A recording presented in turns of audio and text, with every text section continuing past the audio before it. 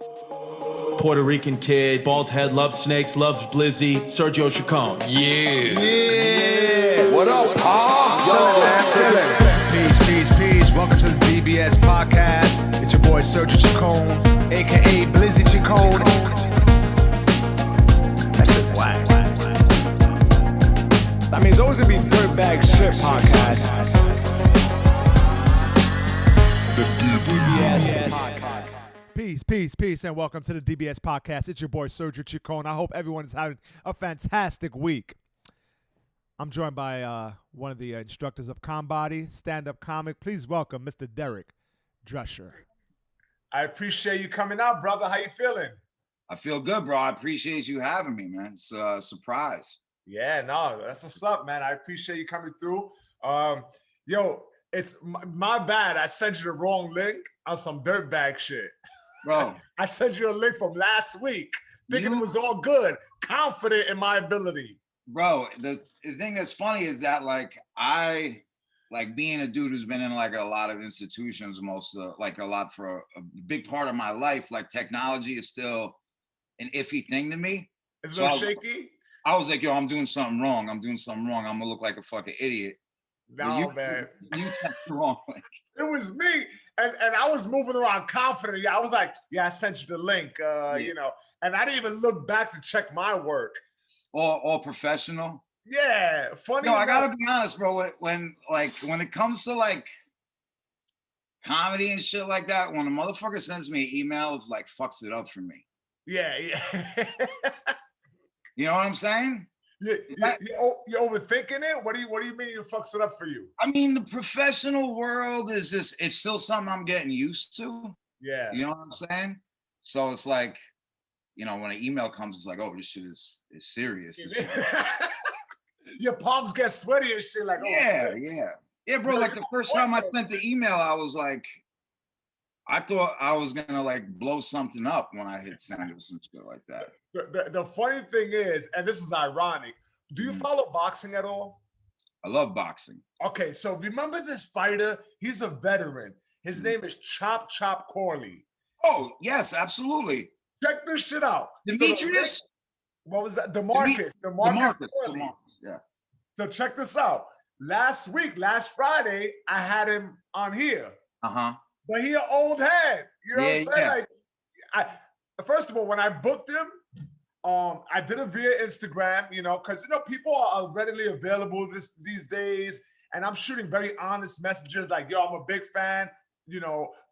Always followed your career. I'm hoping that you may be interested in doing my podcast. These are the details." Excuse me. Yeah. And he says, "Okay." That's it. He just like said, that. Okay. Yeah. So he leaves me like on okay, and I'm like, all right. So here are the dates and times. Let me know what you can do. Mm-hmm. And he goes, okay. That's it. Like, did he know how to use the Zoom? Right, check it out. Right. Yeah. So I said, okay. So what the next step is? Just shoot me the date that you want to do. And he says, and he just shoots me his number. So I got his cell number. I'm like, okay. So I guess I should call you, right? And he goes, yeah, let's do that.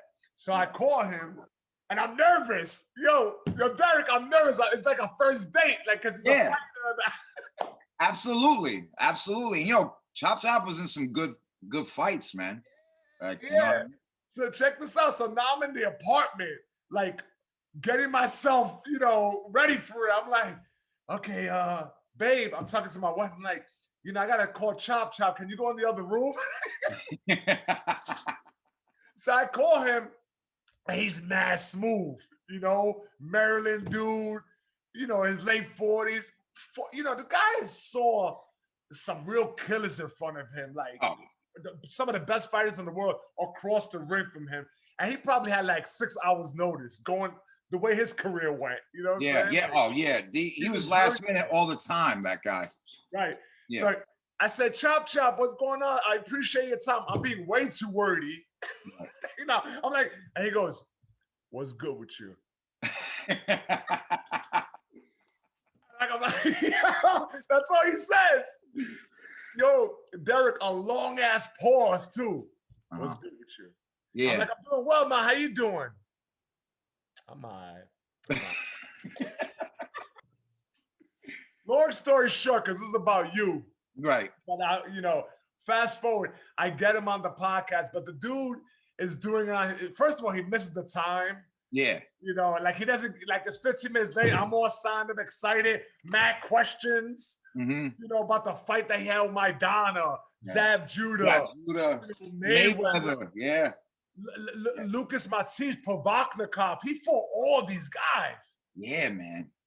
And dogs, he says, I said, yo, you ready? And he said, yeah, I'm ready. And he says, I'm in my car. And I was like, oh, I'll wait till you get home. He said, I'll do it from my car. So he does it. And now he's in his car with a plastic mask on. Like, he has no teeth. I never realized he has no teeth. So now he has this clear plastic mask, no teeth. And he's driving and he's talking to some woman in the back. While he's doing the podcast with you? Yo, dogs, it's going in and out. Yeah. Yo, that's D shit though. Like, what can you say to that motherfucker though? You know what I mean? No, what I got was good. And I would have kept it because I like that raw, gritty shit. This is what it is, right? I would have kept it, but it kept on going in and out, and we inevitably and eventually got cut off. So it was like, I said, can you do it on Monday? He was like, okay. Okay. Yeah. Yo, so Derek, where were you born and raised? Were you born and raised in New York? Yeah, I was born in New York. My childhood upbringing was like super transient though. I grew up all over. I lived upstate, lived in Brooklyn, lived in the Bronx for a little bit. It's like a nomadic lifestyle. Yeah, man. Yeah. I mean, I got in a lot of trouble when I was younger. My grandmother took care of me for the most part when I was young, and then she passed.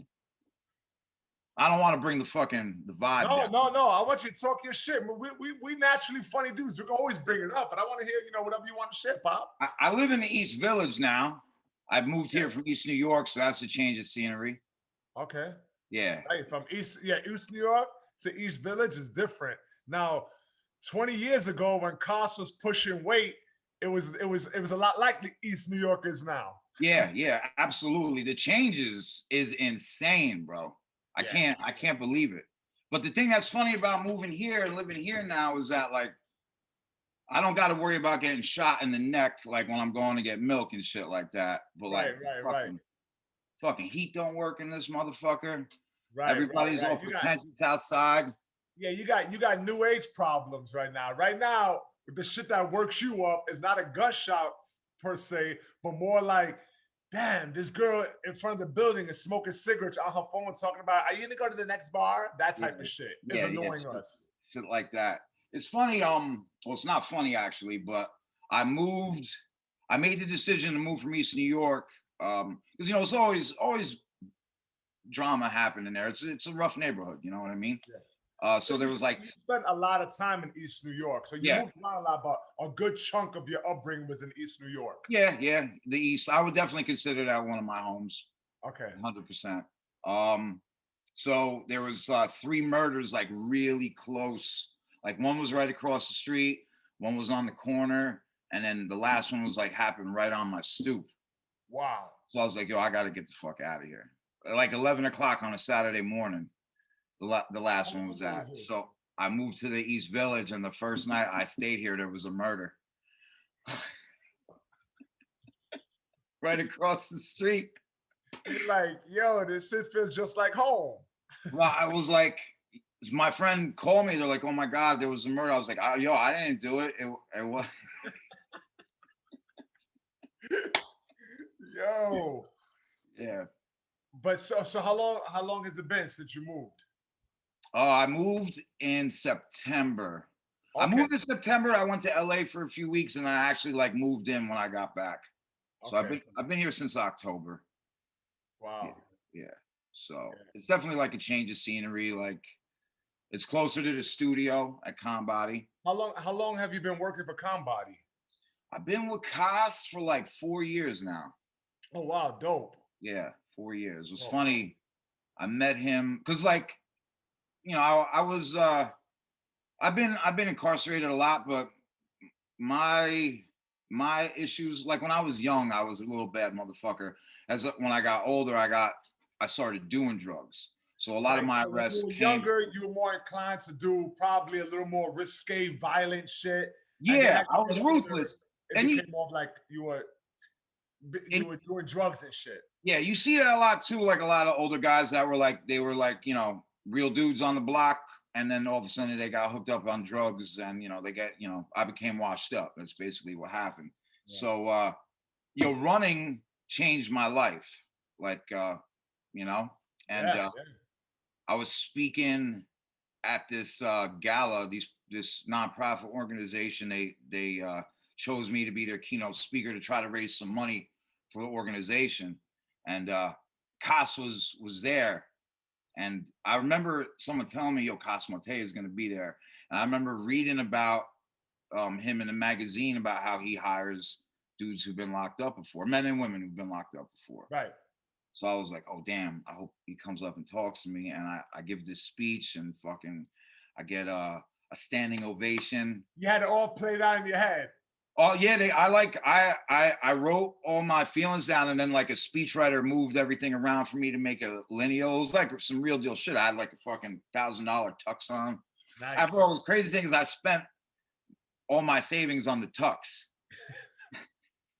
It's fucking ridiculous. So I get done, and I was like hoping he was gonna come up to talk to me, and he left. I was like, yo, where'd this guy go? They're like, oh, he went home. And I was like, motherfucker, man. God damn it. Like, I really wanted to talk to him. Right. He ended up emailing me that night. So he was like, yo, I want you to come be the run coach at Combody. And yeah, the rest is history, man. Wow. Yeah. So when did you discover running? When did you find your peace through running? Was it like when you were a young man and it was something that you kind of went back and forth to? Or was it something you discovered later in life?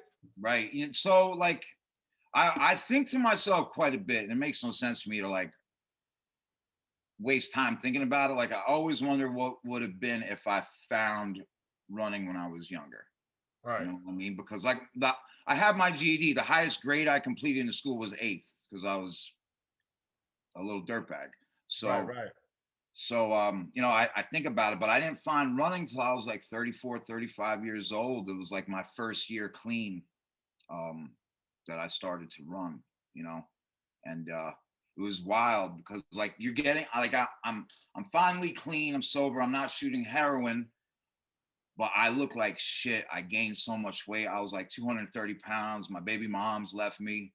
I was like, yo, I'm fucking done. I'm done for real. Like if this is what I look like and this is how I feel about myself in my head, like I might as well go back to getting high. You know what I mean?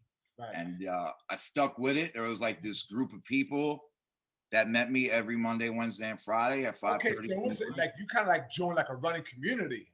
Yeah. And the people who did it were volunteers. It was a nonprofit that partnered with the facility that I was staying at. I was in this facility. It was like a diversion to jail. Like we're gonna give this kid another chance to see what happens. Right. So that's what I joined them. And it was really weird at first because, you know, thinking about it now with COVID, hugs are weird. You don't really get to hug too many people no more, right? Right. But like a big part of this organization was Hugging. Like they see you in the morning at 5:30, they're like, oh, good morning, good to see you. And I was like,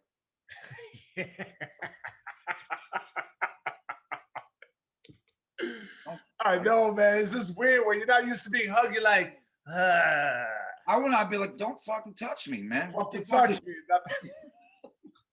And then like when I it was so weird to me because these people, like some of these people. Wait, rewind real quick. Well, you like you knew the hugs are part of the community run group. Were you like stressing it the night before? Like, how the fuck do I get out of these hugs? Like, I'm gonna get there early, and when they come through, I'm gonna pretend I'm tying my shoelace. Some shit. Yeah, I always just do some shit like that and be like, oh, I got a cough. Yeah. You always have 2 cups of coffee. Yo, I was so it's amazing what defense mechanisms we come up with. We get creative. Bro, I was so blunt. My defense mechanism was be rude so these motherfuckers won't even look at you. Okay. Like, that's how I was. Like I remember were these people were they other addicts or were they more counselors or was it a mix of both? So some of them did have substance abuse issues at one time. A lot of them are just like good people. Like one of the guys. Listen, you and I, we're good people too. We're substance abuse. We're good people though. Absolutely. I didn't think I was at that time though. Yeah. And that was the shit that tripped me out. So like, one was a lawyer, one scientist. You know, motherfuckers I never been around before. Especially like a lawyer. I know lawyers from not getting me a good deal and from locking me up. That's what a lawyer. You look at them with the snarl, and you're like, this motherfucker. Meanwhile, he's doing corporate law, something totally different. Yeah, she was doing corporate law. Some boring ass shit. She was actually a lawyer for a garbage truck company. I'm like, you you work for the mafia, right? Right. She was like, what? No. Excuse me? No, it's called Elliot's garbage disposal. They run out of Red Hook. And you're like, yeah, that's the mob, motherfucker. That's the mob. And Jersey? Oh, Jersey? No, yeah. Fucking so I remember running for me was rough, bro. I was like 230. Like I said, I was on all these meds. And coming off of heroin, when you were on it for as long as I was, a lot of people like, oh, the sickness is over in a week, 2 weeks. It wasn't like that for me. Like I wasn't physically ill anymore, but like I couldn't sleep. Like I was anxious all the time. It just had like a longer effect. So like I wasn't sleeping good already. And I'm worried about these motherfuckers touching me. And then I'm like, why? Like I'm fucked up, but there's something wrong with these people. Like, why would you get up at 4:30 in the morning, wash your face, brush your teeth to come hang out with a motherfucker like me? Right, like, right. Something's wrong with you. Like, I'm thinking maybe they're running with me to be like, oh, my life isn't so bad. Look at this fucking piece of shit. Right. You know what I mean? And I quit the team. I came back, and then all of a sudden it just stuck, Serge. Something just happened one day. Wow. And those people, they end up becoming my friends, and I formed a connection and a bond with them that could like never ever be broken. And that's great, man. That's awesome. Yeah, and it changed my life completely. So how long have you been since you've been running? I have been running regularly for about 4.5, 5 years. I'll be honest with you, I'm not running right now because my knee's fucked up. Yeah. And like I'll probably never run a marathon or an ultra marathon ever again, but I'll always be able to use running as a tool. Yeah, for sure. You know what I mean? To get my head straight. They say if you go for a 3-4 hour run and you don't get an answer to your question, there ain't no fucking answer. I forget who said that. One of them. Yeah, I've heard that before. Yeah, I think it was Chris something. One of them crazy white dudes. Right. That runs till they have no muscle tone left. Yo, these motherfuckers are out here eating vegan, running 100 miles. Yeah. I'm like, what the fuck are you? How can you do that? But they do it. They do it. Like I ran a 50-mile race one time. And the race took me like a little over 10 hours, right? Wow. Where was this at? That's super impressive, man. I did the longest I've run was 26 miles, and holy shit. Oh, marathon is rough too. So I would always schedule my ultra marathons right after like a few weeks after I did a regular marathon. Because you figured the training was going. Right. So like the training was appropriate. It was like piggybacking it. Exactly. So like my first ultra was like 37.2 miles. It was a 60K. So 2 weeks after the New York City marathon, I'm like, if I could do 26, I could do 37. Yeah. Like that's the thought process. But yeah, the 50-miler was in Maryland. I think we ran up like the Appalachian Trail and all that shit. Yeah, I almost lost my mind on that one, bro. Because you hit this towpath and you're running like along a reservoir, and it doesn't change for 30 miles, bro. You're like, what the fuck is going on? It's almost like you're running on a treadmill. It's the same scene. Yeah, it's like, I've seen this leaf before. I saw that rock. Yeah, you feel like you're going crazy. Going in circles. Yeah. And then all of a sudden you come out the towpath. I remember when Koss was there. Koss showed up like mile 30 something. So he ran it too? No, he just came to support. Koss did a marathon though. He did a marathon a few years ago. Dope. Yeah. Yeah. So yeah, I mean, you have to tap into something mentally where it's like, I can do this.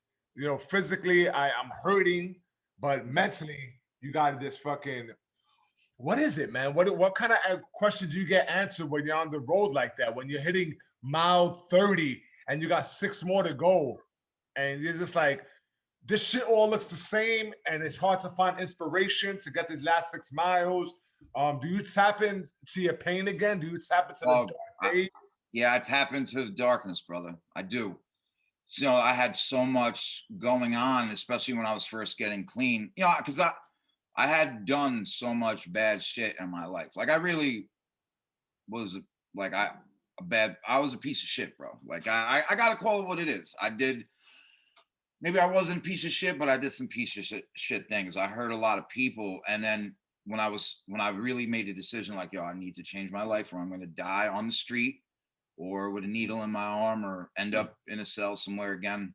A lot of people were like, we don't believe you, you know, and they had every right to think like that because of my track record.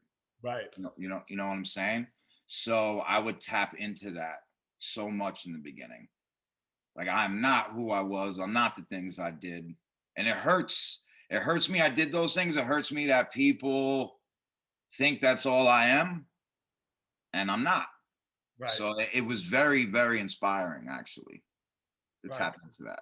I'll be honest with you, 6 years down the road now, I really don't have that shit to tap into no more.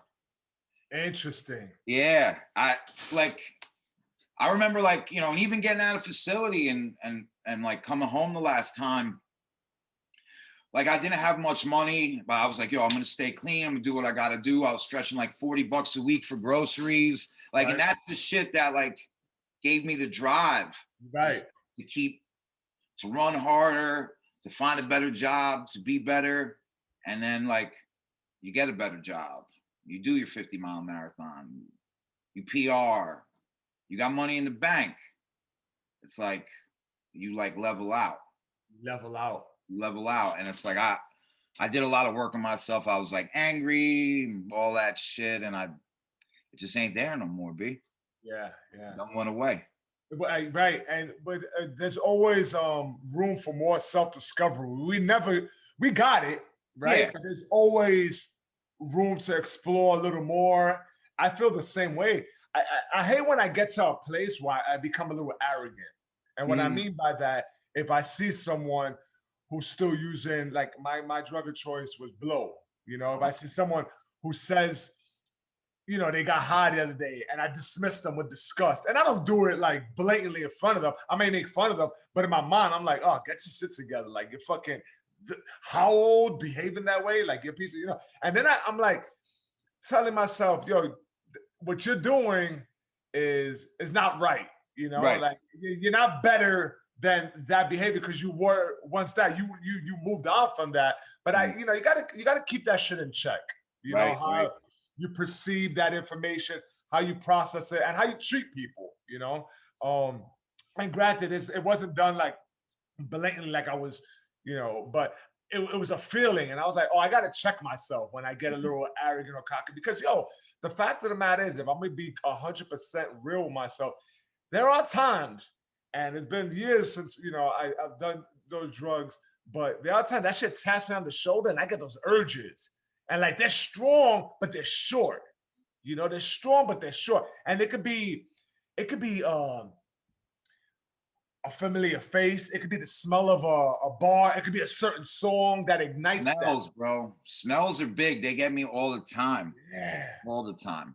You know, and I'm glad you said that about being arrogant, because that happens to me. It happens to all of us. Quite a bit. And the dangerous part is I'll start using myself as the reference, and that's like a slippery slope. Like, oh, I did it, you could do it, or this is what I did. And not everything works for everybody. Right. All the time. Like, I don't go to like one of the two big 12-step meetings. I go to another one because it works better for me. Because I never see it clean going to those two.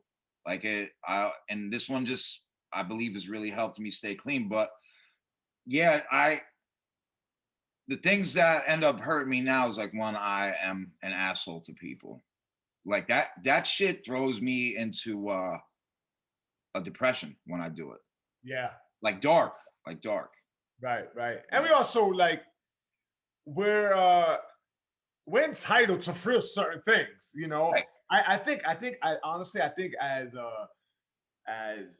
people who are substance abusers, we're a lot more sensitive towards things, but we're also very passionate about certain things. Like we got like everything is extreme. I think that's one thing that we all share in common. Oh, absolutely. Very passionate about like the fact that you're running 50 miles of, you know, that's all very passionate, like in your face shit. You know, the fact that you threw yourself into comedy, you're doing stand-up, that's a scary shit that you're embracing. You know what I'm saying? And I've done the same thing, you know, and it's been back and forth with that sort of thing. And like, and we've heard this before, you know, it's not like nothing new, but also being like gentle with yourself, especially when I was first going through recovery. I had to be like gentle with myself because I wanted everything so much faster. You know, I wanted everything fast. You know, it's like, yo, chill the fuck out. You know, and these days I'm in a solid place. And when I get bored or when I feel like things are so far removed from me and I feel like I can't tap into that dark place for inspiration, I just set up small-term goals for myself. Like if it was running, I'm running 30 miles this week and I put it on the whiteboard because visually it's like, I think we need that just to check something off, you know, a to-do list daily. Because if not, sometimes I feel like my head is all over the place and I'm just swimming in thoughts. Yeah. You know? No, and that whiteboard is big because I remember when because I don't just work at Combat, I work for the nonprofit that helps save my life now too. I work with my peers. And I remember him telling me when I came on board, he's like, you need to have something on the calendar for yourself every day, no matter what it is. He's like, because this job is gonna expose you to yourself a little bit now. Right. Once you start working with your peers so heavily. And the whiteboard or just like you said, writing it down, getting shit on your calendar is really big because I need direction. I do 100%, whether it's something that I put down or something that somebody else gives me. Right. Because if I'm out here doing this, it's dangerous, B. Right. Yeah, it's dangerous, B. Yeah. Wild dangerous. Wow. Now you're a trainer too, though, right?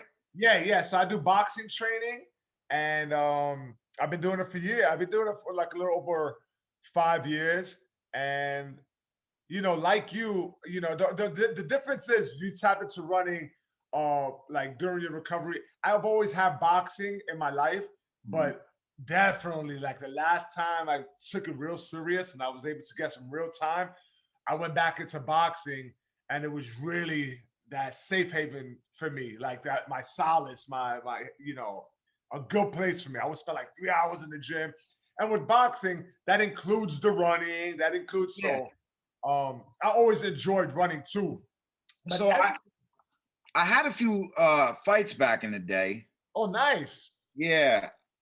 I mean, I wasn't that good, I'll be honest with you, but I loved boxing. But yeah, the thing about boxing is like, we've all heard this before, you know, basketball is a game, baseball is a game, boxing is not a game.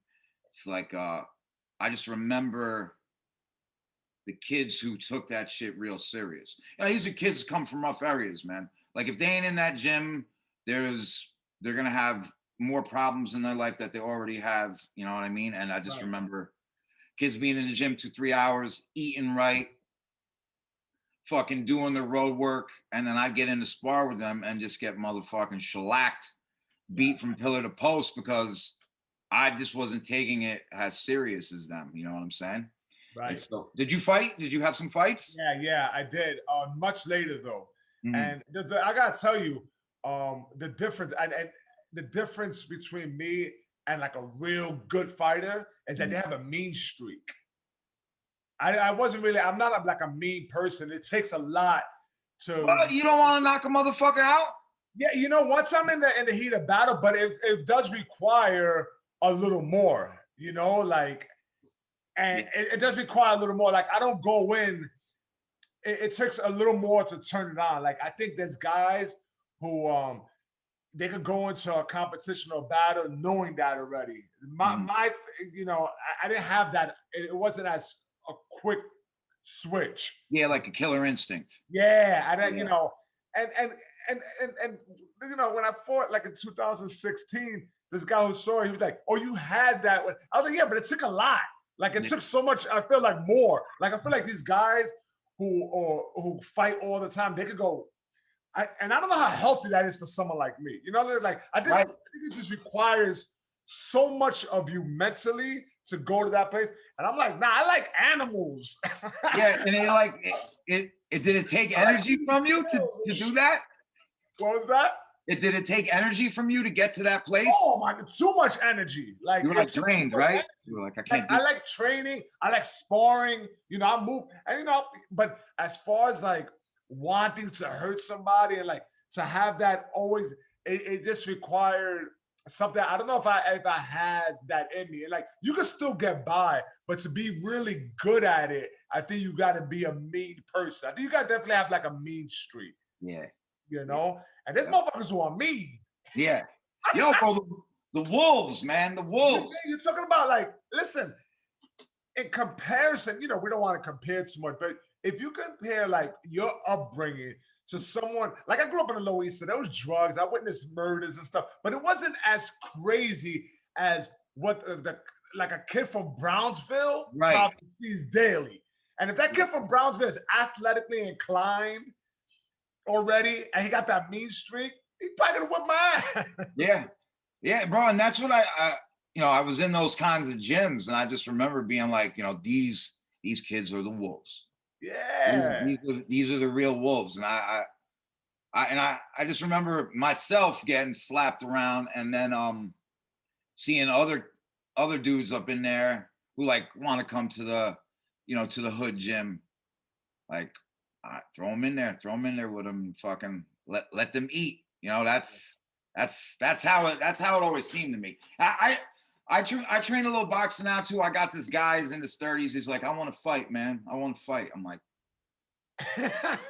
you know what? If a guy wants to fight, you know, we can't take that away from them, right? So you could put them like in a white collar thing. Because I don't want to be involved in that shit. I'll tell you that right now. You don't want to see a client get stretched out. No, man. And I know, like, you know, they pay for sparring with like an old pro. I'm like, bro, this guy is not knocking you out because he needs the money. Yeah. That's the only reason why. He don't want to fuck up his bread. Yeah, and I'm like, me as a trainer, like the way I train, I'm like, my goal is to get you to a place where you don't need me, right? Boxing is a little different. When it came to boxing, I was like, I can get you to a certain place and then I got to let you go. Because, you know, I can teach you how to throw a punch properly and some basic footwork. If you really want to fight, I don't want nothing to do with it. You know what I'm saying? But yeah, my goal is to. Well, I with boxing training, you gotta be so much. And the return financially could be very little. Like, you know, it could be very little. Like, it's like, you know, it's an investment thing. And you gotta have like a team of guys too, so they can all work off each other and build this morale. You know, it's hard if you're seeing a guy once a week and he's paying you X amount and he wants to fight. It's like, that's a tough deal, right? Because you're not in that element of killers. Like, if you want to really fight, we're talking about. If you want to do a white collar fight, you can do that, you know, but it's different, man. If you want to be a fighter, you know, and for a trainer, man, you gotta be a father, you gotta be a mother, you gotta be a nutritionist, you gotta be a pad man, you gotta be a lot. Yo, I get a lot of smart motherfuckers, like, you know, been to college and all that shit. They try to get out of work by using big words with me that they know I won't understand. It's fucking hilarious, man. Like what? Like what? Give me an example. You know, motherfuckers start talking about theories and fucking macros. I'm like, yo, we're gonna work. I don't know what the fuck you talking about, man. Like, yeah. No, fuck you. Yeah. You don't be coming at me when we're talking about you need to get into that calorie deficit, macro analyzing, all this bullshit. Why don't you just instill good habits of training every day? Eat what the fuck you want and live your life happy. Right. Stripping yourself of another identity to fucking be able to do 4 sets of 20 push-ups or sit-ups. Like, you know, it's funny, right? Like we talk about this, be a little more like hard nosed, get into the work before you worry about all this other shit. Right. Yeah, like actually, like I got some dudes like, listen, I used to be very heavy. Like I said, I was like 230. Now I'm like 180. I should be walking around at like 165 though. That's what I should be at. But there's one dude, he's like 290, like 5'7". He's like, oh, this is what we're gonna do today. I'm like, well, he told you that's annoying. I'm like, excuse me? I was like, you know what? Yeah, we'll do what you want to do, and then you probably have a heart attack in a few weeks. So keep going the fucking way you're going, man, or get diabetes. That shit is crazy to me. Yeah. And you know, when we encounter people like that, it doesn't happen often, but they're fun to talk about. 100%. Right? They're fun to talk. Because I had a guy, his girlfriend bought him the sessions, and he didn't want to work. Like there's people who, and this is the thing, right? We got two types of people we train. There's the people who like to train as part of their lifestyle, and what your specialty is, Derek, whether it's running or calisthenics, and you got this style that they like and they want to be a part of. That's what you kind of implement into their regimen. For me, right. It's like the boxing, conditioning, or whatever, and they're like, oh, I want that block in my everyday regimen. Then you get people who don't necessarily want to train, but their life partner or someone pushed them into this. Or the Dr. Finkelstein told them, hey, you're going to have a fucking heart attack by the time you're 35. Get to the gym. I know a guy, whatever. Boxing can be fun. You can do boxing. You need some cardio, right? Yeah. And they're scared, right? Now they're thrown into the situation, and their idea is already like, they're pushing back already. Like when it comes to fitness and even like addiction, I look at all of it kind of in the same way. Like you're not going to outthink the training plan for running a marathon. Right. You have to do the miles. Right. Like I couldn't outthink, like when I was trying to get off of heroin on my own, I was like, this is how I'm going to do it. I'm going to get this bundle. I'm going to do one bag at this time, and I'm gonna wean myself off of heroin. Like, bro, it don't go. Dogs. That's why guys like you and I, we have like it's a street smart. It's intertwined with like an emotional intelligence, and it's like some real shit that we apply into our everyday work, whether it's stand up or training, because we know the bullshit. Like we know the bullshit, right? Yep. So when this guy comes in, and he's like, oh, the knee and my shoulder. And we haven't even done anything. And I get it. Like, I need to get, an inventory of what's going on. But anytime I try to motivate him, he was like, oh, you can scream and talk all year, but I'm not doing that. Like that, he was putting, dogs. And so I did it a couple of times, and I tried a couple of different things. And usually I get through. Right. This particular guy, he was such short off and smug. Mm-hmm. I was like, oh, this is what he really wants to do. He really don't want to do shit. And no matter what I do, so now it's extracting energy from me.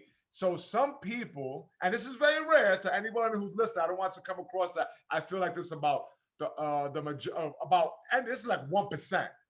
Some people are just like energy vampires, man. Yeah. Will drain you. And and this is not a good fit for me, No. So sometimes you just gotta pass them along. You finish with the shit. But, okay, jumping jacks, because they're not into what I'm giving them, Right. And so sometimes you just got to, like, fire the motherfucking client. Like, I'm firing your ass, bro. And that's the thing with me. I'm not motivated by money whatsoever. And some of my friends are like, that's a horrible, horrible thing. But, if someone's waving money in front of my face, it's not going to make me be like, oh, okay, I'm going to do it. Like, yeah. I would rather. I definitely said no to shit, given the circumstance. I'm like, I don't care how much it is.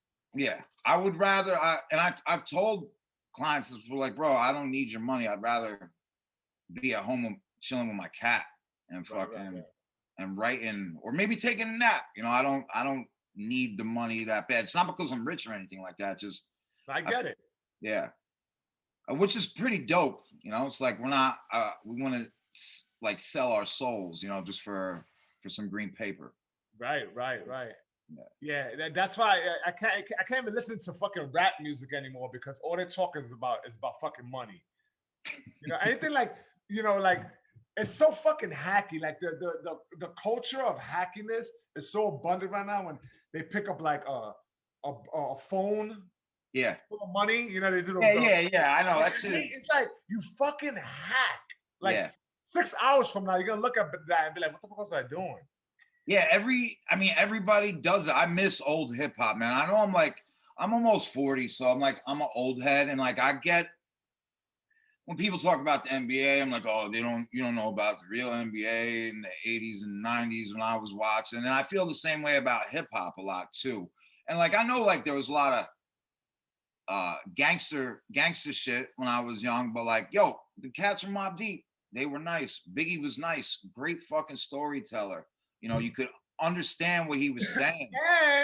And they sounded different from one another. And they were from the same city. They were just another borough, but you understood like Queens jargon, lingo, you know, Bed-Stuy jargon, lingo. That is such swag. All these guys, like, I'm sorry, and it's not like I'm a bitter old dude. I've given it to. I think what it is, it's more melody driven right now and hit driven right now. It's like, oh, this is a melody that'll work. It doesn't. They don't care what you're saying, but if it sounds like, but you know, then that's like. But with that, back then, it was definitely more substance, and they were on some bullshit too. Because remember, they all wanted to talk like mafiosos, like the later albums. So that was all that bullshit. The mafia rap. I think like Cool G started that shit. Yeah, Cool G rap. Yeah, he started. He was nasty with it. You get what I'm saying? Like he was so good at rapping that no matter what he said, he could have been talking about, you know, IKEA shades and lamps. Yeah. And you would have been like, oh, you heard what he said about those blinds? Because he was nasty. Yo, he's still nice to me, and it pains. Like I know that like he's like every rapper's favorite rapper from that era, because a lot of those rappers tried to emulate him or borrowed some stuff from his style, and it pains me that it's not bad that we see like, you know, murals of Biggie all over the place, but like Cool G. I know. Cool G is that dude, man. If it wasn't for him, I don't think a lot of these guys would be around. Yeah, it's weird how sometimes it just works out that way, right? Because he is a super influential rapper. I'm talking about he influenced like Nas and you know, even some of the newer guys like Conway, like he heavy impression on the game. Yo, Conway is you fuck with that? Like that's a newer rap that I'm like, I like that shit. It's violent though. It is crazy violent. Yo, their album covers are violent as fuck, man. Motherfucker is lame. I got goosebumps. I'm like, ooh. Yeah, bro. He was like on one of his album covers, Conway's he got shot in the back of the head and survived. And like the album cover is him laying in the hospital. This is wild. I mean, his face is like his mouth paralyzed. Yeah. From getting shot. Yeah, bro. I mean, his street cred to me is like. Yeah. And he can rap his ass off, man. Yeah, absolutely. He can rap his ass off. Have you ever been involved in something that violent? Been shot at? I'm like the only man in my family that hasn't been shot. So you would say that the family, you know, your family, you know, was definitely like involved in shit like that too, right? So it's like it was kind of. My brother almost died about like a little over a year and a half ago. You ever hear the city of Newburgh? Oh my God, I got a comedy story about Newburgh, but go ahead. I'm gonna tell you the story. Now my brother decides to like, you know, put his feet down, like spread his roots in Newburgh, which I was like, this is crazy to fucking go up. He didn't already have a foundation there? He knew some people. Newburgh, yo, dogs. I went to Beacon. I got off on the Beacon stop. And Beacon, okay, it's almost like you're in the low. How can I say this? All right, you're hanging out in Chinatown, but then you go to Smith Projects, right? It's like two different worlds, right? But this is more, the contrast is greater. So I told my boy, I'm performing in Newburgh. It's like 6 years ago or something. He's like, Newburgh? That's like the murder capital of New York. I'm like, nah, man, it's like Beacon. He's like, Beacon is nice. He said, you walk 15 feet. And sure enough, man, I go to the gig. Long story short, I go to the gig. I get off at the Beacon stop. A livery car service pulls up, and he says, "Where you going?" I said, "I'm going to Newburgh." I give him the address. He goes, "Oh shit, you're going to Dust City?" I was like, "What?" He's like, "Put up your windows, lock the doors." Yeah, yeah. I went from seeing swans and ponds like this, swans and big carriages, people, to the streets darkening, pit bulls off of leashes, and gang signs being thrown. Yeah. We get to the block. The promoter tells me, "Listen, man, thanks for coming out. We gotta get chairs." It was at a broken down club. The show. They got chairs from the Tabernacle across the street. Fold up chairs. The church is letting them chairs. I went into the bathroom. You know us. Yeah. I look at the bathroom. I look at the toilet paper stove. There's cocaine residue. What do I do? Oh no! And this is I'm clean. I'm clean. Yeah. I don't have to test the waters. I don't know if that water's being clean anymore, but I did that shit. I went, okay, all right.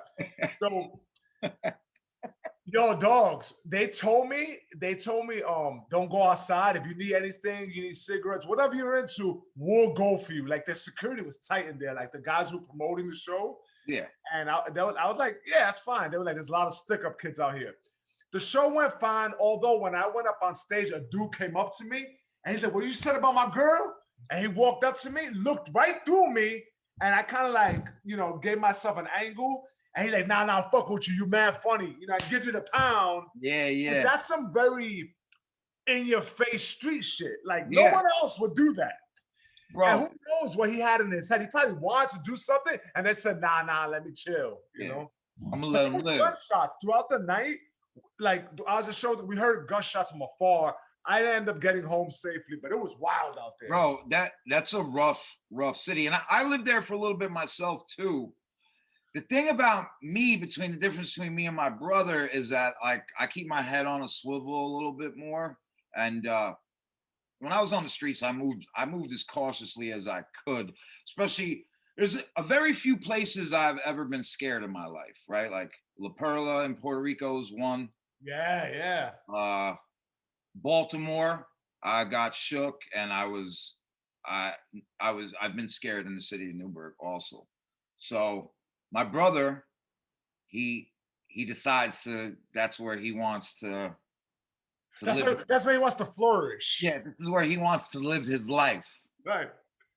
And we're Puerto Rican Jews, but we're white, We're white, we stick out like a sore thumb. And he was out one night, he was going from like club to club, he's flashing his money, like with the phone, and all that shit. So he now I thought I was very tough. Like when I was young, I wanted to be like a gangster, but my brother surpassed me in that. So he's leaving the club, he's walking back to his truck. He just bought like a Nissan Rogue. He got it the day before. And some kids pull a gun on him, and they get in the vehicle, and they're telling him where to go, and they're bringing him down by the Hudson River, down by the water. My brother's like, "You ain't killing me down there. You're gonna have to kill me while I'm driving right now." Yo. Yeah. So shit. So the kid hits my brother with the gun. Right. This is what my brother told me later on. He gets out. They get out of my brother stops the truck, gets out. Now the kid, my brother's just standing in the street, and the kid walks around, pulls the gun on, like points the gun on. My brother's like, "Fuck you. If you're gonna kill me, kill me." The kid shoots my brother. Wow. My brother starts wrestling with him for the gun. My brother gets popped again. My brother said once he got popped the second time, he just hit the floor, right? And say he's looking up. They're running, they run away, they're screaming. My brother gets up, gets back in his truck, starts driving himself to the hospital. He got shot like a point. His intestines are hanging out of his stomach. Oh. He's holding his guts in. He crashes a block from the hospital. the cops, they have these things called shot spotters now. It's a microphone that picks up gunshots. Right. So they're like on patrol looking. They see my brother like with his car crashed up on the curb and him laying. They get him to the hospital. So like he almost died twice. And bro, he didn't have enough skin left for them to close him up. So for like a month, he was laying there with just like some gauze over his guts. Oh God. And then he almost died again. It was fucking wild, bro. And I just remember when he woke up, I'm like, yo, what happened? Yeah, seeing a shot victim is tough. I had a friend who was shot, and when he was opened up, he was shot like 5 times in his torso, and it looked like styrofoam. Right. Like, yeah, and it was like tubes all over the place. Yeah, and you bro. know me, we're funny dudes, right? So it's like I'm in the hospital trying to make him feel better, making him laugh. He's like, yo, chill. You're about to pop this shit. I'm like, oh, my bad. I was like, no, I'm killing him here. You know what I'm saying?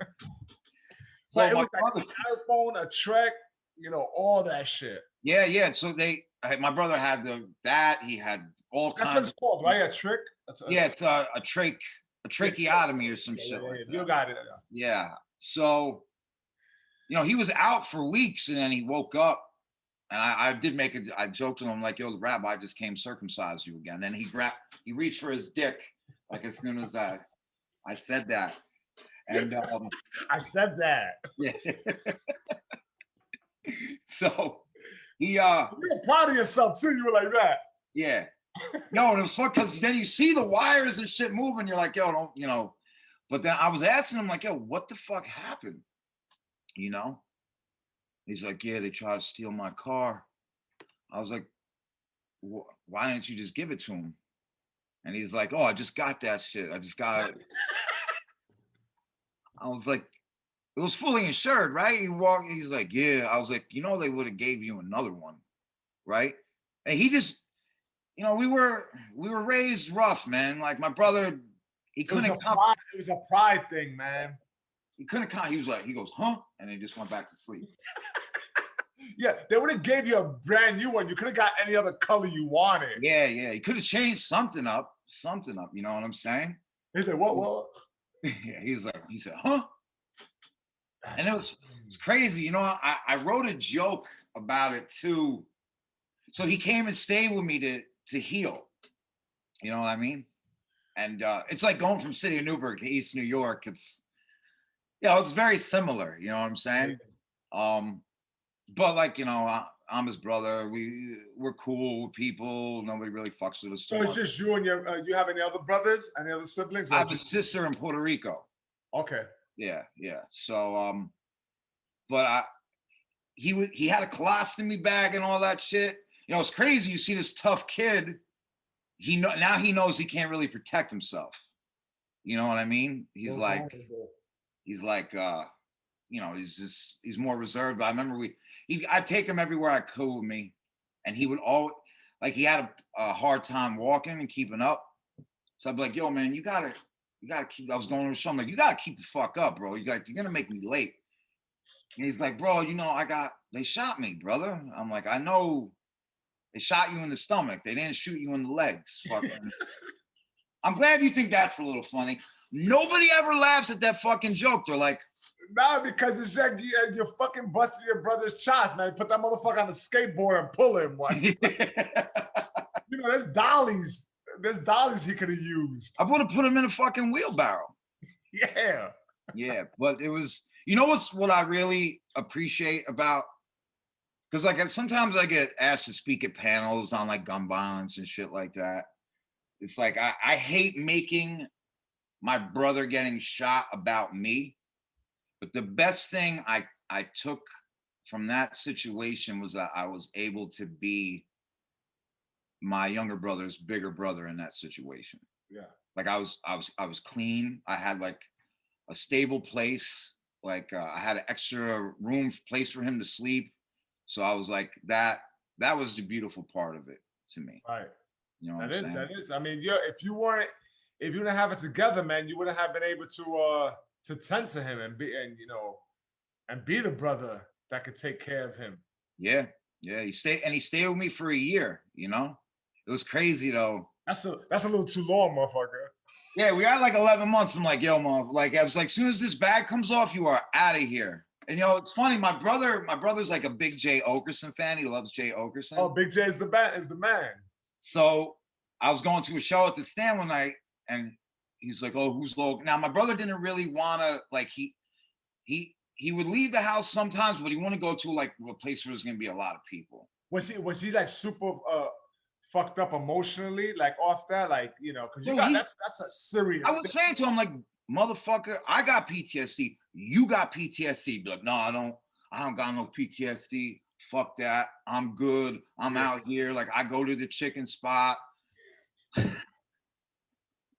Chicken spot is more dangerous than any other motherfucker. He's like, yo, I go to chicken spot 3 o'clock in the morning. I get fish sandwich. I don't give a fuck. I don't got no PTSD. I don't got no post-stress traumatic syndrome. Right. You know what I mean? When he had PTSD, he's looking at us. He's looking at you like when you hear your clients say macros and theories and shit. Yeah. Like he's like, I don't believe in that shit. So he's like, yo, I want to go see Big J. So he really liked Big J. He loves him. So I was like, all right, let's go. And we sit in the front. And now you got to remember, my brother's self-conscious about the bag, right? Because the bag, you fart and shit into the bag. So it doesn't smell like, sometimes it does, but the bag, when the bag fills with gases, it expands. So it makes you look like, like you got a belly. It makes it look like something ain't right. You know what I mean? So there's Karen, shit going on. Yeah, there's something's up, right? Some shit is going on. So Karen Feehan was hosting the show. Okay. And she's doing her rounds, tearing the crowd up. She comes to me and my brother, and she looks at me. She goes, "What do you do? Work in a comic book store?" So I'm like fucking taken aback. She's like, "You fucking nerd." I'm like, "Nah, I'm fucking working a comic book store." I was like, "I'm a fitness instructor." And she's like, "I don't know what to say now." And she's looking at me. She goes, "So what kind of fitness, do you teach?" So it's burned in my head from working at ComBody for so long. I'd say prison style boot camp. That's great. And she goes, prison style. She's like, "So what? One guy gets on top of you, you push him up." Like, yeah. She goes in, and then she's like, "Yo, so you're a fitness instructor," but she looks at my brother. She goes, "But I see you left your friend behind." Yo. And then I look at my brother. I see the bag is full. I'm like, "Oh no, this is this motherfucker's worst nightmare." Yeah. Yeah, it was fucking. It was funny. It was funny. Yeah. But he wasn't. He didn't take it to heart, right? He had fun with it. I mean, my brother, he's like, "Yo, if a fucking dude would have said that to me." Yeah. But she's a good-looking petite chick, That motherfucker was mortified. Cause we left. A lot of people don't like attention towards them like that, man. I did it on purpose though, because I was like, I'm gonna put us right, because they both do a lot of crowd work, you know. And I was actually before I actually got to meet Karen, like personally, get to know her. And but yeah, it was my brother's like, "Yo, you didn't get mad when she called you a fucking nerd?" I'm like, "No, man, like you gotta it's all in good fun, man." Like, yeah. But Big J is a beast. I saw him the other day. I was walking by. I saw him the other day. He's one of the funniest, man. His ability to read a room and just to kind of throw a hook out and make a story into everything. He's just a polished fucking veteran who can make everything seem fresh and new. Yeah, bro. He's definitely one of my favorites. I never got to meet him, but he is. I mean, I laugh at every time I've seen him. All his clips he puts up, his crowd work is just like phenomenal. Phenomenal shit. Yeah. You know who's coming back on the scene? Who I really enjoy? Louis C.K. is my favorite, man. I love Louis. And I was never mad at him. Like I would defend that motherfucker. I was like, listen, he asked permission That was my thing. I was like, yo, he asked permission. I was not I hard. talked to A people lot of about people in the comedy community, that shit was split. A lot of people were like, nah, he's a dirtbag. And I'm like, I never met him. I'm like, yo, he's so good. You know, it's just like you give the pass. You're like, you know, I don't think what R. Kelly did wasn't right. But I lost my virginity to one of R. Kelly's songs. I can't give that back. You know what I'm saying? Like it's instilled in me. Bro, Bump and Grind was my shit. 12 Play, that whole fucking album. I love R. Kelly. Yeah. I mean, I'm not even that, you know, it's just like, there's certain things that stick with you that you're going to kind of like hold to your heart and defend a little bit more. Right. So, and like, I'm still new in comedy. Like I'm learning a lot. You know, what made you jump in? Because you were like just probably always a naturally funny dude.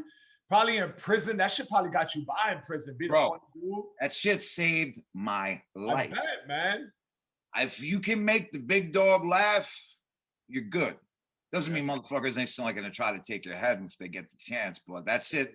Now, what was the longest time you did inside? I was an in and out guy.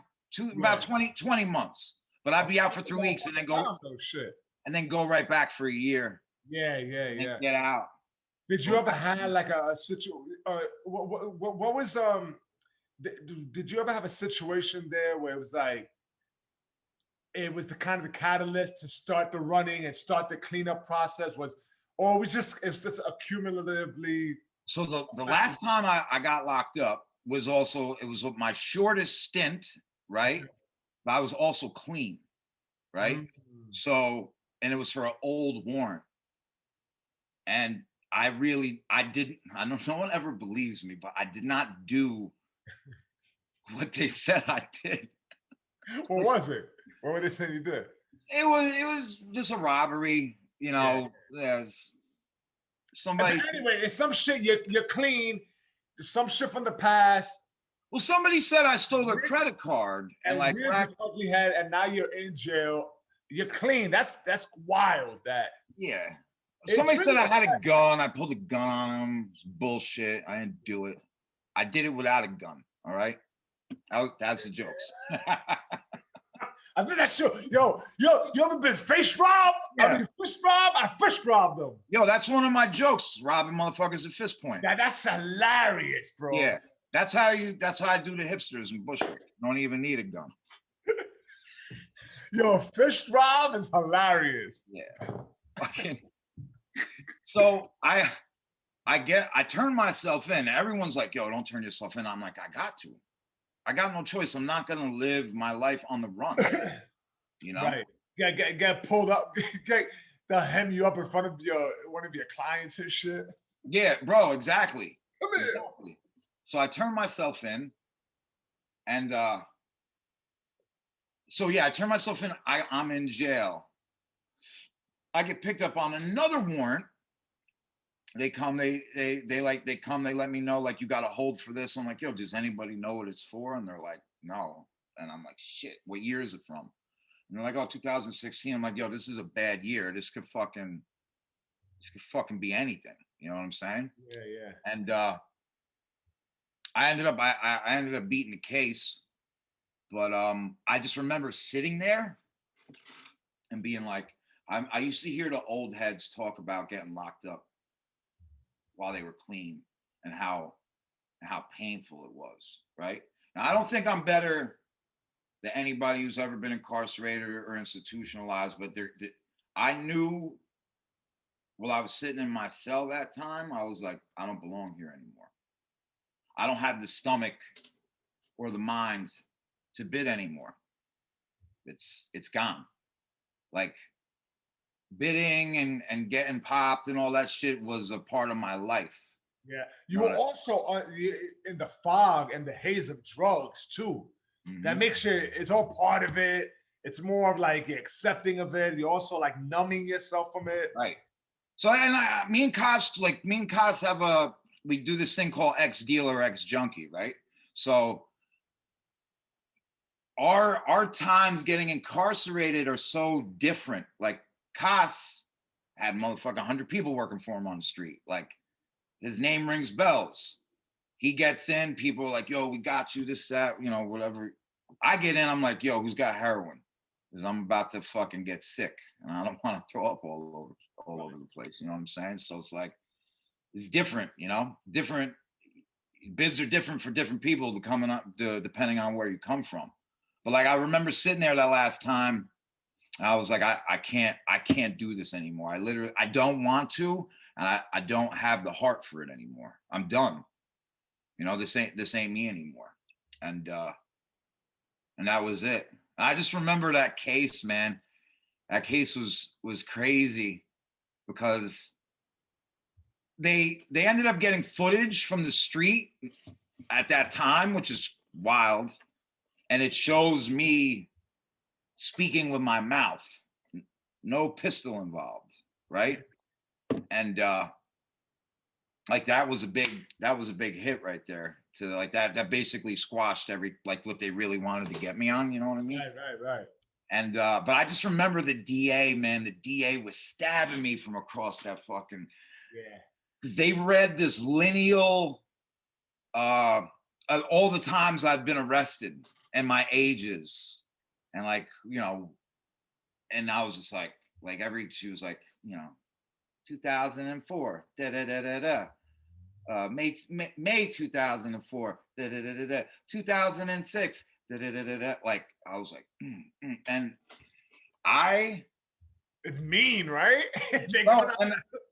I've lost it in court before. Yeah, like I have, like, and this time I didn't. I was like, I'm not gonna let them bait me. I'm not gonna let them, like, if we're shooting the dozens right now, if we're playing, like, you ain't gonna get me tight. Like that's what I was thinking in my head. And I grit my teeth. I clench my teeth so hard, Sergio, I crack my teeth. But they didn't get me to freak out. So yeah. I think that's something you acquire with sobriety too. Patience, confidence. That's one thing I always say. And I don't get bored of saying that shit. Like, you know, I've always considered myself a pretty confident person. But once I got sober, man, like, you just got confident. Like, you can look people in the eye. Yeah. You can articulate how you feel. Like, you can leave yourself alone. You find strength and vulnerability. You know what I'm saying? Yep. I wish I knew how to say that word clearly. Vulnerability. Vulnerability. You know what I'm saying? So I was like, wow. So that's a testament to your sobriety, and that was a little battle right there, and you were able to fend them off. Yeah, it was wild because I asked my lawyer after the DA got done, I was like, can I say something? Can I speak for myself real quick? And my lawyer was like, all right. She pinched you like a 3-year-old kid. She was like, motherfucker, don't fuck this up. So I was like, yo, Matt, I said Madam Esquire too. I said, Your Honor, Madam Esquire is 100% right and accurate in everything she just said about my arrest. But she forgot to mention everything about the last 2 years and that I've been clean and that I've changed my life. And I had a stack of like clean drug tests and all these programs that I had completed and all the therapy I was doing. And it basically just put the kibosh on her whole shit. Because basically she's like, this motherfucker is lying, yo. He's a liar. He's a liar, B. Don't trust this motherfucker. Yeah. This is a show. You know what I mean? Yeah, he's a con artist. He's no good. He's full of shit, you know. Yeah. And that's saying with some 4-syllable words, some fancy shit. Yeah. Legal jargon. I mean, and to a lot of people, she was right. You know, the only one, my lawyer didn't even believe me in the beginning. So they were offering me time. I'm like, yo, I can't, like, I'm just in a different place now. I know that, like, they're going to offer me like a year and a third. I can't take it. I can't do it. I can't do it no more. And she's like, Derek, you've fucking done this so many times before. Just take the time. I'm like, I didn't do it. Yeah. And she's like, you know, and then eventually she believed me and she's like, all right, you didn't do it. It doesn't matter if you did it or you didn't do it. This is how much it's going to cost you to get you off. You know what I'm saying? Because, you know, now we got to work. You know, now we got to work. So I know, because you know these lawyers, if you're not paying, they're gonna just give you the bare minimum, coast to it. Oh, you know, do this 15 months or whatever, and you'll be done. You know, like. But then when you gotta work, you gotta. It's like a few G's. You gotta come out of pocket. And yeah, that shit cost me way over $10,000. Yeah, way over. And bro, if I ever get mentioned in a crime, they just arrest me. There's no talk to you, ask you where you were this night. It's like you're under arrest, motherfucker. And we'll get because my record is so extensive. Right. And like we'll just get what Big L said. Remember Big L, the rapper? Yes. Oh, fucking. He said, I got a crime record longer than Luke Bowl. Yeah. Yep. Yo, L was another one, man.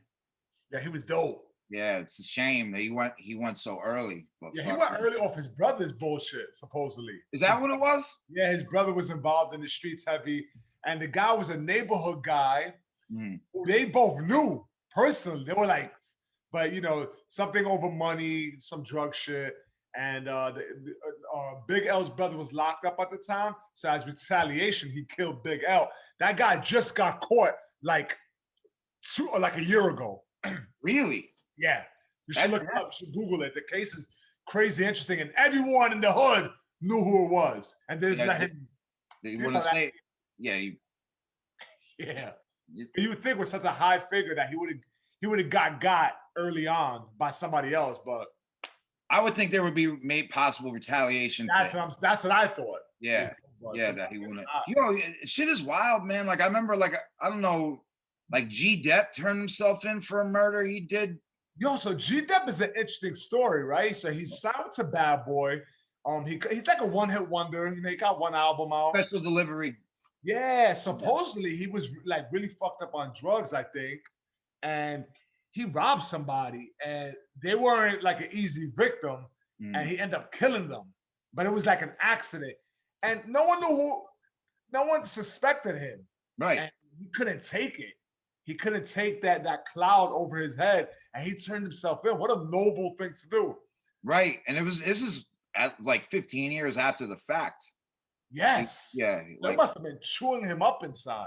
Right. I mean, you know, it's wild. I mean, Bad Boy just has a host of interesting characters. Look at Shine. Remember Shine? Bro, the motherfuckers are kind of cursed if you think of it, actually. It's fucking wild, bro, because Shine was 21 years old, Sean Barrow, right? He's with J-Lo, the hottest star in the world, and Diddy in the club. Some dude throws money at Diddy's face, saying, you ain't shit, mama, you know, being all flamboyant and flashy. Shine wants to show out. His boss, he's got money, pulls out a gun, shoots it in the air, not even at anybody. He shoots it. Blows the chick's nose off. Yeah, it ricochets off the wall, hits a girl in the face. He does a dirtbag amount of time. Yeah, he did 10 years. Yeah. Yo. And he gets deported.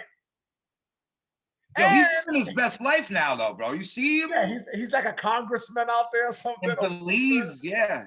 And he's Ethiopian Jew too. See? Yo, dog, he's more confusing than you are to me. Because I was like, yo, is this guy Puerto Rican? Is he Jewish? Yo, I didn't want to ask. I only met you a half hour ago. I'm like, you know, I couldn't figure it out. You got the swag of a Puerto Rican, but like, you know, the characteristics of a Jew, it all makes sense. But you know what's funny? I was at a panel, right, about trauma in urban neighborhoods, and Nick Cannon was on the panel. Okay. So, to me, it's just funny to me, right? I don't want to say anything bad about Nick Cannon, but we all know how old Nicky Boy feels about the Jews. Yeah, well, Nick is a weird dude. First of all, he wears that. I can't get past the fact that he wears a fucking turban, but never addresses it. It's like me walking into this meeting and I had a macaw on my shoulder. Some shoulder pads or some shit, right? Yeah, and I'm just like, hey, Derek, how's it going? How's Combody treating you? And me, we're gonna talk about this fucking bird, man. The fuck. Anyway, go ahead. So he's at the panel. So I'm on this panel with Nick Cannon. It's just funny to me, right? Because I was like shitting all over him on Instagram, like after he he was talking about the Jews because it was funny to me. Right. It's like I was like, yo, I may be a savage and like a horrible person, but it ain't got nothing to do with me being a Jew. You know what I'm saying? right. Yeah, I've been a piece of shit before I was a Jew, right? Like, so there's this doctor, this Puerto Rican doctor, and I wish I remembered his name, but it's like residual effects of fucking PCP when I was a kid. Like my short-term memory sucks, right? So he's a Puerto Rican doctor. I was sitting next to him, and he's like the head of this mental health organization that like only deals with like trauma, right? And he's like the first Puerto Rican to ever be the head of this organization. So during the panel, we're talking like we're at a Caribbean spot. I get like some totones and like some Goya drink that I hadn't had since I was a kid. You know, you didn't get the Moricinando, the daydreaming? No. Like when I was a kid, my grandmother, remember the Rip Tab Goyas? Yeah. Grandma, Abuela, I'm thirsty. She's like, drink this shit. Right. So we're talking in the panel, and this woman, right? She goes, was my friend Dana. She goes, Derek, you're a white man. Do you think there's a difference in the system for black and white people? I go, well, absolutely. Like I've been arrested 37 times. I only got 4 convictions, and I haven't done that much time. I have some of my friends who are black, similar charges, did a lot of time, right? So we talk about that for a little bit. The panel ends, and the doctor's sitting there, and he looks at me. He goes, "She called you white." I go, "Yeah, I'm white." He goes, "No, but you're Puerto Rican." I go, "Yeah, I'm Puerto Rican, but like I'm white."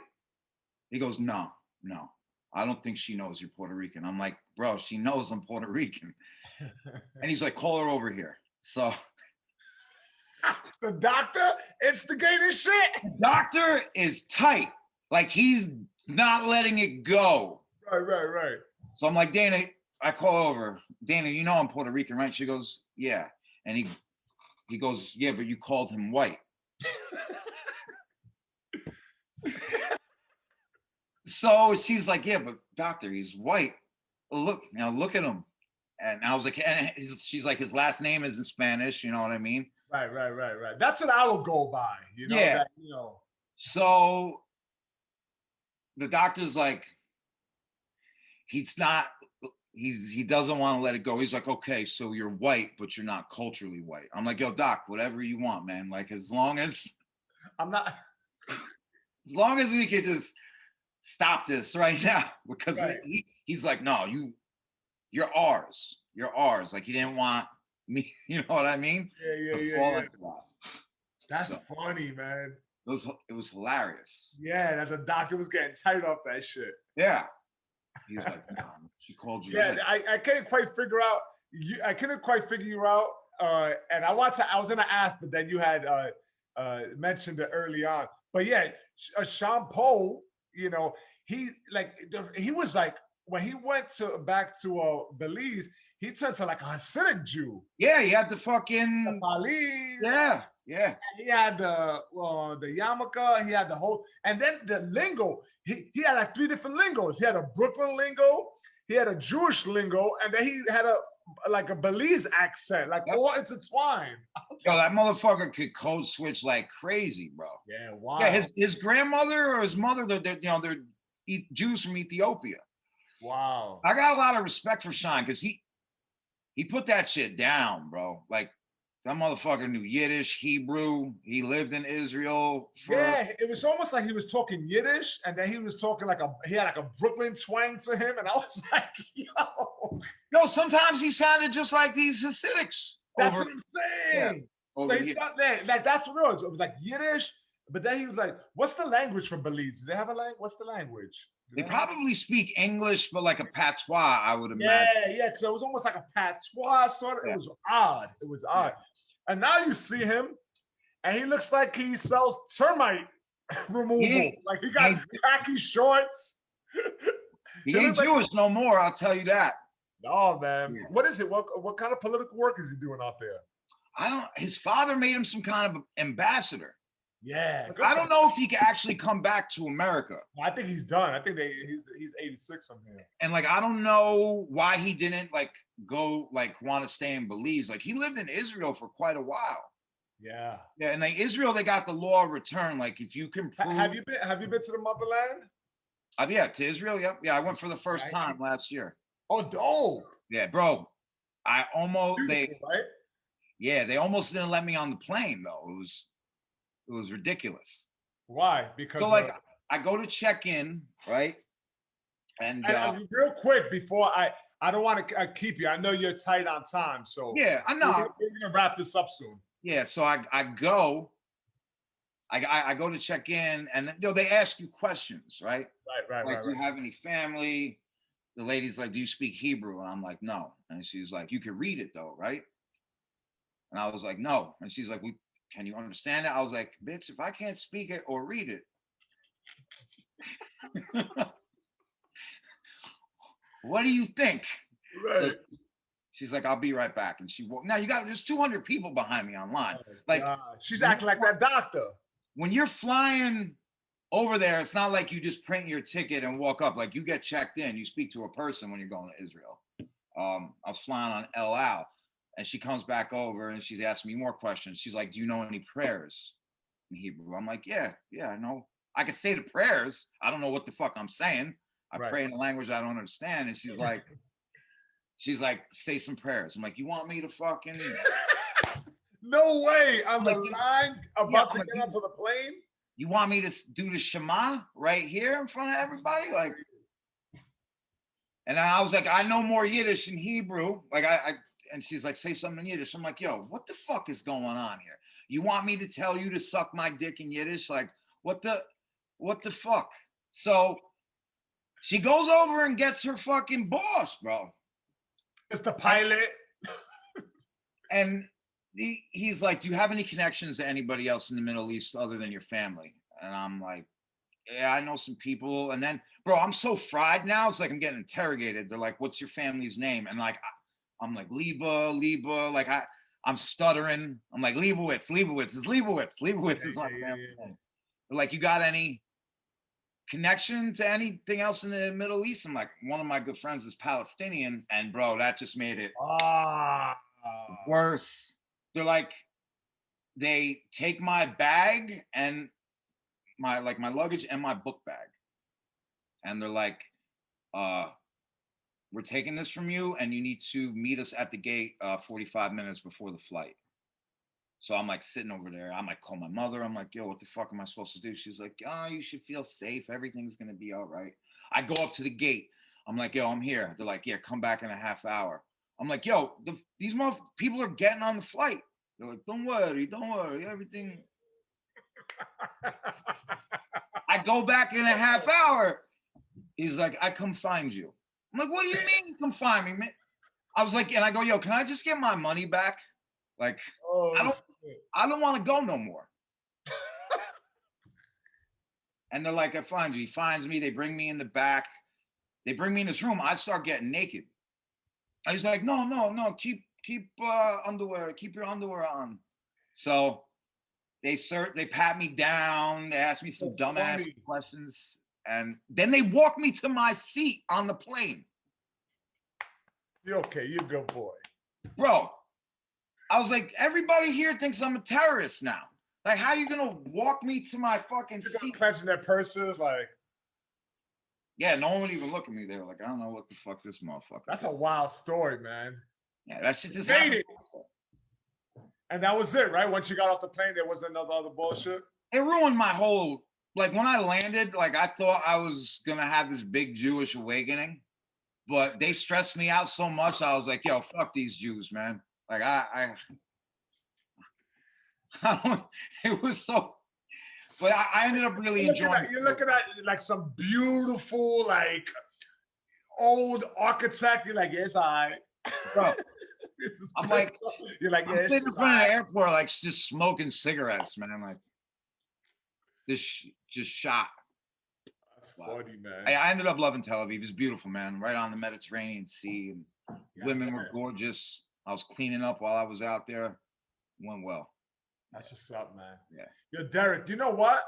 I knew that me and you were gonna vibe like this. I'm so happy to have you on. This is gonna be pressed up and ready to go by next week.